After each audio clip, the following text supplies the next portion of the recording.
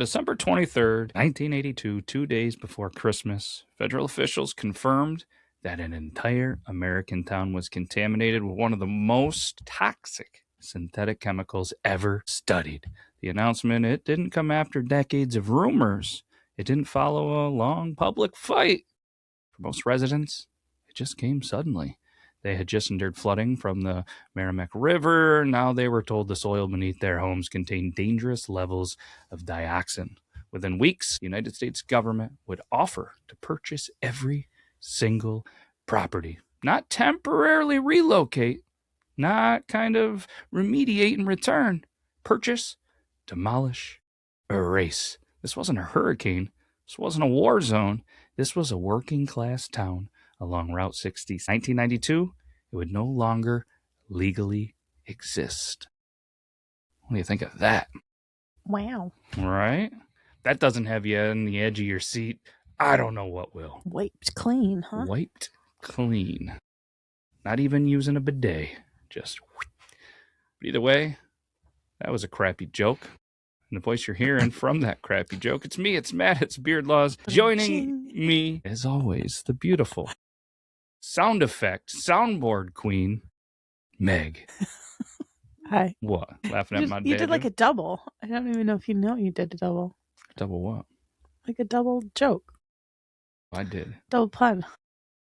Double pun from the buns. I'm full of it today. Must be all that squatch juice running through my veins. Got me thinking better. And it's pretty good stuff, right? Although you, self-admittedly, not a fan of the lemonade one. I love the lemonade. I just can't drink it. Fair enough. The citrus. Citrus. That's unfortunate because I think they are all citrus, from pineapple mango to strawberry, kiwi, lemonade, and watermelon sugar. No, I can drink the watermelon one. Well, there we go. I'll save all the watermelons for you. You know, we're going to have to go to squatchjuice.com/beardlaws and get some more, I feel. We're down to one bag and it's getting dangerously close. I'll buy another one. You can have all the watermelons. Sound good? Okay. Okay. Sure. Cool. For anybody that is new here, we're not going to shift things up in the sense that's going to make more sense to maybe you, but to us, we want to get back to our roots, Meg. What was our roots of this? Small town stories. Small town stories, like Yore Town, right? Because that's in the name, not I-O-U-R. We did a fun play of yore. Y-O-R-E. So I'm going to start, at least for the next 10 to 12 weeks. I was going to say 6 to 7 weeks for all the cool kids. We could, you got to do the hands. So we could get more kids in the episodes. But we're going to go back to small towns, big drama, big turning points, and just some stories that I haven't really heard of, that maybe Meg hasn't heard of. Definitely you guys maybe not have. And we're going to start pushing these over on the OG Yore Town YouTube. So if anybody wants to see the video, YouTube, Yore Town Podcast, that's where it's going to be from now on, instead of the Beard Law Network and Beard Law Studio. Well, I have nothing else apparently going on in my life, so why not have 3 different YouTubes? That's crazy. I'm crazy. It's crazy. Life's crazy. We've been busy. Ramping into basketball playoffs. Had the weird opportunity of coaching against a kid, and we got the Final Four of that. It's going to be a heck of a game, but hopefully they can make it to the championship. And then if she does, we have 3 kids in 3 places that are not near each other. Tournament season. We'll be all over the place checking out some basketball, and I love it. While ramping into softball season, and hopefully we'll get rid of the snow and stuff like that. It would be really nice to go to a beach, wouldn't it? Yeah. Well, tonight, Meg, since we physically can't, we're going to go to Times Beach, a place that became the largest civilian environmental buyout in American history. What do you think of that? Wow. We're not just asking what happened. No, we're asking, how does a town go from dusty roads and river fishing, which sounds like a lot like where we live, right? Sounds like home. To federal evacuation and demolition, just like that. It's crazy, right? Should we get into it? Do you ever think that could potentially happen, like, around here? With, like, the military base being so close? I feel like... Well, more towards, like, where I live. Yeah. I mean, this was the 80s. I have to imagine it'd be a lot harder this time of year. Or they could easily cover it up a little bit better or something. I don't know. I feel like there still is something in said military where we live that is in the ground from the testing that is having some issues, maybe they're just going to say, hey, you're gone. Let's be honest. I always wonder if they're going to try to expand. Now that your school is the second poorest in the entire state, according to the paperwork online, maybe they're just going to say, hey, government owns this now. Bye-bye. The only one that'd be real mad, other than the residents, is Stewie's. They just spent a lot of money on the stewards. It's nice in there, too. It's not bad. So, straight up, you were a little annoyed, a little perturbed, maybe along with some other people from the stewards being where it was. It didn't bother me. But you liked the sliders, and I did too. I thought it was good. There was 4 of them total. But now that you're in there, now that you've checked out the Stewie's, pretty nice, right? It is nice. The only thing I wish they wouldn't have angled the pumps quite so dramatically. Because, like, I feel like my gas pump is on the opposite side of most people, and I have to, like, do some weird maneuvering to get into the pump to be on my side. It is interesting the way they did it. It's very slanted. But I think it was like that before, and they had to go where existing was with their new. They were pretty angled before. No, they weren't. They weren't even in the same direction. The gas pumps? Yeah, there was 2 and 2. Now they're slot. Fair enough. There's an engineer that sits behind a desk that thought it was a good idea, I'm sure. I don't like it. I'm sure there's an engineer that probably doesn't care. Needs me to chew them out? I will. There's no way of all of the people that are going to chew somebody out randomly, it's going to be you. When's the last time you chewed someone out other than a kid and me? Well, if it came down to pumping gas in negative degree weather, yes, I can get a little perturbed by that. Fire me up. I hate it. Tell me how you really feel. It's like never have gloves. That's the thing that I always have gloves, and they just magically disappear every time I buy new gloves. I blame the kids. I mean, we do have three girls around the same size as you. Yes. Damn kids. No wonder why we can't afford to go to the beach. Okay, back on task. Back on task. If you're still here, I'm fired up. We're heading to Times Beach. You want to go? Times Beach? Sure. I mean, not right now, like virtually in the episode. Yes. Times Beach. Did you know that it was founded in 1925 by the St. Louis Star-Times newspaper as part of a promotional campaign? That's wild to think about, right? So you have the St. Louis Star-Times newspaper founded a beach in 25 as part of a promotion for $67.50 in a 6-month newspaper subscription.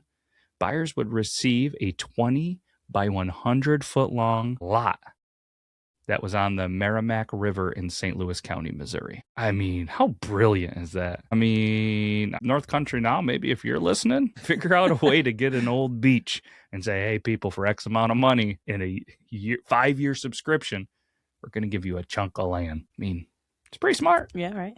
So thousands of people signed up. The development stretched about 3 miles long and less than a half mile wide, squeezed between the river and what would become Route 66.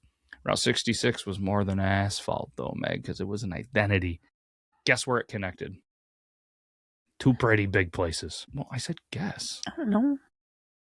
Think of, what's the game we play with the trains? Ticket to Ride. Okay. Think Ticket to Ride. 2 points. Which 2 points do you think 66 connected? Oh, gosh, we haven't played that in like a year.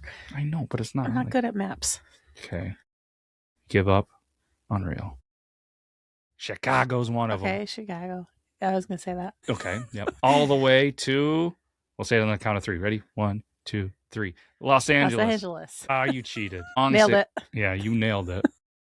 I should have said like. The railroad tie. Unreal. Gas stations, they're created around the route. I was going to say dinners. Diners, motels. It was America. Dinners at diners. Dinners at diners. Check out Unrenovated America. Pretty cool little account I just saw on Instagram. That's probably going to go away because I have too much going on. But Times Beach, it sat quietly along the artery. Originally seasonal kind of cabins would just dot the landscape. Fishing shacks, wooden porches facing the river.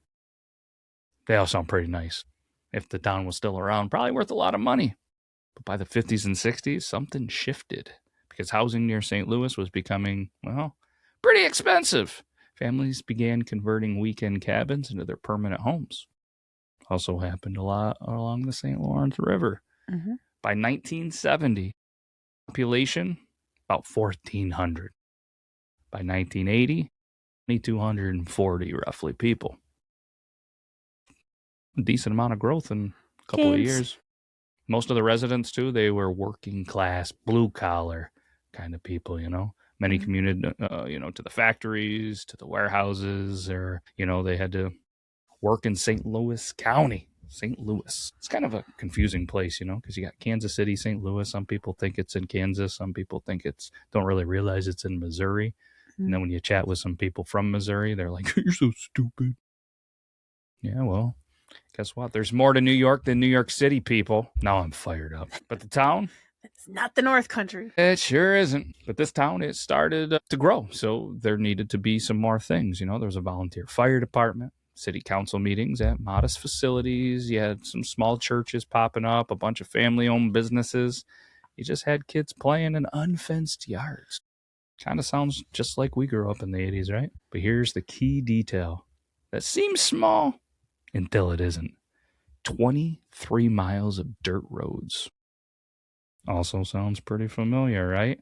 But in the summertime, in a dry summer, if you got 23 miles of dirt roads, the dust becomes suffocating, right? And for years, the residents complained about it. They marched into town halls. This was before the Book of Faces. This was before Kickstarters and all of the other things where you could easily get on, complain, and try to make a difference. Good or bad. Cars kicked up thick clouds that settled onto, laundry lines. When you're, for people that don't know, and maybe you don't, when you used to dry your laundry, you would go out to a clothesline and put them on there. Cars go by, covered in dust. You kept your windows open because, hey, fresh smell in your house is pretty good instead of just heat all year and air condition. But you got open windows, in comes that dust. Kids' bikes kicking up dust. Dust control. It wasn't cosmetic. It was practically survival at this point. I mean, as someone that has quite the allergies, I have to imagine that would kick your butt too. Mm-hmm. So the town council, they needed an affordable solution. Do you know what that solution was in the early 70s? At that time, it was pretty affordable. It was everywhere. So that is there because enter Russell Bliss. Think it's a made-up name? No. Russell Bliss. He operated Bliss Oil Company in Missouri. He collected used oil from gas stations, truck depots, industrial facilities. And across rural America in the 1970s, you know what they would do with waste oil? They would spray it on dirt roads to reduce the dust and the kickback. Sounds safe. So that's what you did. You just had all this used oil from truck stops, mechanics, industrial facilities, and they would just go along and just spray it all over the roads. Back then, it was considered economical and effective. What happens when it rains and it's slick? Slicker than Slick Rick. Yeah, I mean, Oh, thing sounds stupid. It's easy to say that when we're sitting here now, but this road was a dirt road for a very long time. I would have been pretty pissed if all of a sudden the town came in and just started spraying used oil all over. Be like, at least the fire department had their fish fry. Better just put some oil down. Bob's mechanic shop had a bunch of oil, which, I mean, at the end of the day, as dumb as this sounds, they were mostly just digging a hole and putting the oil into the ground anyway. So I guess if it could knock down some dust, they thought it was a win-win, right? So sure. Bliss, he wrote a contract with Northeastern Pharmaceutical and Chemical Company, known as NEPACCO, NEPACCO, located in Verona, Missouri. You know what they manufactured? Hexachlorophene, which is used in antibacterial soaps and surgical scrubs. But during production, a highly toxic byproduct formed that they didn't anticipate. 2378 tetrachlorodibenzo-P-dioxin, TCDD. The same compound later associated with Agent Orange exposure during the Vietnam War. There it is. There it is. So they partner with this. They're in the lab making things that are supposed to help some people, accidentally make something that pretty much kills people, right? So dioxin is persistent in soil, fat soluble, bioaccumulative, linked to cancer, and how do you say that? Chloracne? Chloracne, we'll go with that. Resistant to natural degradation. The Verona plant generated still bottom waste contaminated with TC double D. And the waste was stored in drums. Hauled it. Between 1972 and 1976, Bliss sprayed oil in multiple Missouri locations. One of the earliest red flags, Shenandoah Stables in Moscow Millis. After spraying, this is crazy. Over 60 horses died. Birds and small mammals, they were all dying. And residents had terrible headaches. And then they just had all these like weird skin conditions come out of nowhere. So in 1974, the CDC came in and tested the soil. Guess what they found? Dioxin levels were astronomical. Some were above 30,000 parts per billion. The stable was evacuated and then buried. Buried the stable. That they just did all of this work under layers and layers and layers of soil. Come on, Bliss. Which is ironic because isn't bliss like a beautiful thing? Like when you, oh, this is bliss. Not this Bliss. And meanwhile, while all this is going on, Bliss had already sprayed Times Beach and all of their roads. Approximately 23 miles old Bliss sprayed between 1972 and 1974. Residents, at the time, they only noticed one thing, Meg. What do you think the one thing they noticed? Less dust. Less dust. No smell. Unfortunately, no warning. There was no visible danger. Bliss came in. He's a hero. The roads are good. There's no dust. My clothesline's good. There's no dust in there. The kids can ride their bikes without the dust. Can open our windows. But in 1982, the EPA expanded testing to sites connected to Bliss oil. Soil samples from Times Beach showed residential areas above 2 ppb, some locations that were above 100, and certain hotspots were over 300. And you're probably going, what the hell are you talking about? Well, for context, CDC evacuation threshold recommendation, 1 part per billion. Times Beach exceeded it by 100 to 300 times that in some areas. No bueno, Times Beach. Bummer. So you could have got your entire family sick, all because of the newspaper gimmick. Yeah, we're out here blaming Bliss, but maybe we should blame the paper too. Just kidding. Don't blame them. It's Bliss. But at the time, he was trying to do a good thing, right? Mm-hmm. I mean, can't really blame him at this point, right? Mm-hmm. Technology and data there. I mean, he's probably profiting from it, but he's also really trying to help. 100 to 300 times in some areas, and then guess who stepped in, Meg? Mother Nature. And Mother Nature can be she can be vengeful. She can be angry. Because on December 3rd, 1982, the Merrimack River flooded. And what that floodwaters did? Redistributed all of that contaminated soil. Yay. Kind of like when we were doing the episode of the fires, and all of a sudden the wind picked up and this happened. It was just not so good. Homes, they're already damaged because of the flood. And now they have contaminated soil just flowing through it. I mean, as it is when hurricanes and, all those other things happen, say, New Orleans and Florida and all that stuff, and then you get all that nastiness that's running through there. Imagine all the contamination soil on top of it. Mm-hmm. December 23rd, a couple of days before Christmas, 1982, EPA publicly confirmed contamination. And then it wasn't until February 22nd, 1983, EPA Administrator Ann Burford. We're going to go with some Burford. Sounds like a nice Missouri name. Announced a federal buyout under the CER-CLA.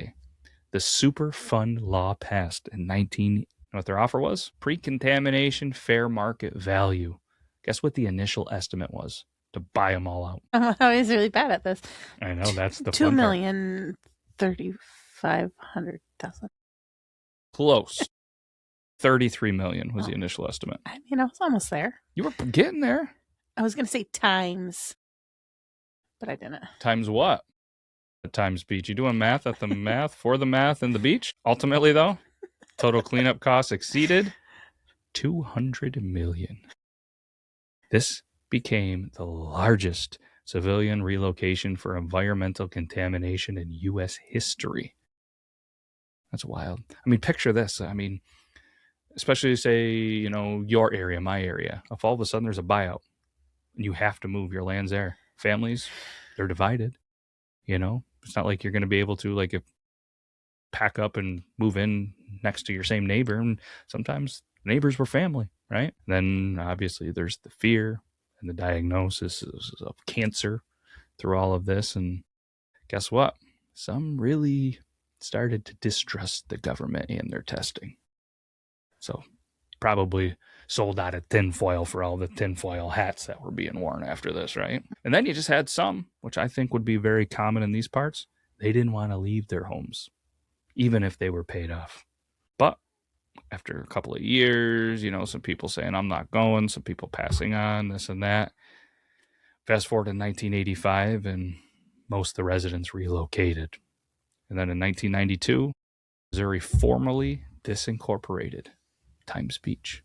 The town legally ceases to exist. Zip code, gone. Municipal charter, gone. Town, beach, gone. It's wild. 20 years, roughly, from booming. So did they level it and fill it in? It's funny you ask. We should probably talk about the cleanup, the trials, and the long shadows, huh? Okay. 85. NEPACCO. That should be a song. NEPACO. That's the way we need to go. Look at that. We'll come up with a new hit with some AI music for this. So all of those officials, they weren't laughing because they were convicted under federal hazardous waste laws. They received prison sentences and some fines. So you're probably saying, what Russell Bliss? What happened to old Russell? He was convicted in 1983 on federal tax evasion charges and actually served prison time. The EPA built a thermal incinerator on site in the 1990s. So between 96 and 97, 265,000 tons of contaminated soil, 27,000 tons of debris were incinerated. Incarcerated, I was still thinking prison, I guess, at a temperature above 1,800 degrees Fahrenheit, so that it would actually destroy dioxin molecules. That cleanup cost was over $200 million. But the site was certified clean by EPA standards in 1997. So the land then became Route 66 State Park. Today, you can walk trails where homes once stood. There are some signs that explain the contamination, though. There's picnic tables, there's open fields, but there's no houses, there's no mailboxes, there's no city council. You walking those trails? Nope. I'm staying far away from them. But, they spent $200 million to clean it. It's got to be clean, right? The government wouldn't just not have it clean. I'm good. Me too. Former residents, though, the ones that are still alive, they refer to themselves as the old times beachers. Sometimes they have reunions. They want to come back. They tell some stories. But the cohesion of a living town was broken. Studies did not establish a clear, large-scale cancer cluster among residents. Which, good, but there was a lot of uncertainty that obviously lingered, and I feel like the psychological trauma is there. It lingered, right? And they say that trauma can be passed down from generations, right? And obviously there's distrust, and I have to imagine a lot of those Missourians are still anti-government. But I wonder how many subscribe to the paper still. Times Beach did become a case study in risk communication, hazardous waste transport, and environmental liability. It also became a symbol of how quickly a community can dissolve when contamination is confirmed. It's wild, right? What else you got? Staying far away. I wanted to go visit my buddy Euban, but he lives in Missouri, and I feel like that's too close. So I don't know if you're going to see me now near Route or as you would say, 66. Let us know in the comments. Are you Team Route or Team Route? ROUTE 66. How would you say it? 66. Yeah, Route 66. They stopped the paper routes and had to dig up all the tree roots and burn them and put it back into the soil so that they could live. Well, not live, but they could walk these towns. Whoa. What? It got dark. Why did it get dark? Did you close your eyes? Anyways, we should wrap this up so you can go try to win some giveaways on whatnot. Route. Yeah, go root for the home team. We'll go root for USA in the Olympics, and hopefully they rout the opponents. Listen, we're really close to Canada. Yeah, and they agree with me. They don't. They even, you know how they spell color? COLOUR. Route, not root. Anyways, we should wrap this up because I'm getting stared at by the Dun Queen over here immensely. At least you're not rolling your eyes. Before 1972, speech was just a modest, dusty old Route 66 town. After 1982, it became a national headline. Before the oil, after the oil, before the flood, after the buyout, it didn't burn, it didn't explode, it didn't collapse overnight. It was purchased, disassembled, incinerated, reclassified, converted into some towns rebuild Meg. Some towns are rebuilt for them.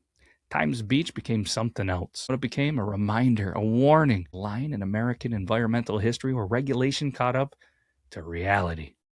Small towns, big turning points.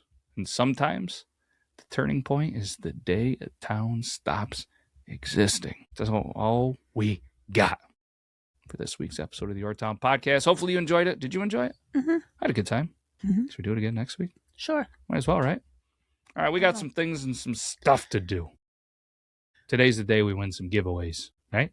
Right. All right, that's all we got. Check out all the friends of the show and the links in the description. You supporting them supports me. It helps me help you, helps them, and it's a good time, good products. That's all we got. Until next week, take care, everybody. Bye-bye. Bye.